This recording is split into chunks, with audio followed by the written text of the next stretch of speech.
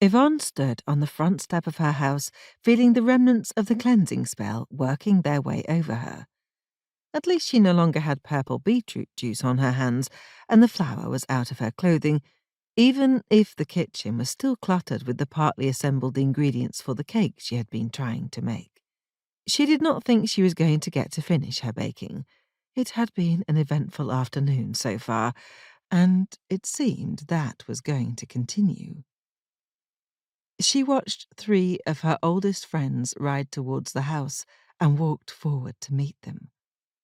After the revelations of the afternoon, it was soothing to see familiar faces and feel the world settle around her again.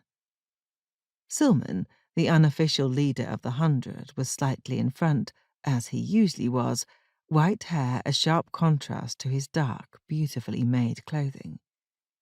He was followed by Suanna, tall and stately in her usual dark clothing, and Micah, his head barely reaching Suanna's shoulder, even on horseback, clothing a colourful collection that did not quite match. As they drew closer, she could see that they were all wearing unusually serious expressions. The 100 only met on solemn and awful occasions, and she braced herself for whatever it was they needed her help with.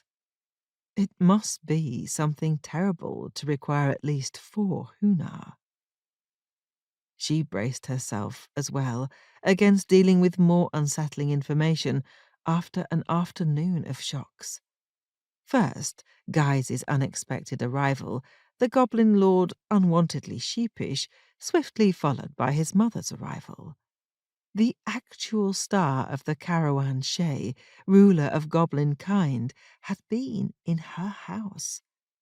That in itself was extraordinary, and yet it paled against the news delivered by Guys that somehow, less than a dozen days ago, in a space of time that she still could not remember, she and Guys had formed a bond that was a lifetime commitment amongst goblins.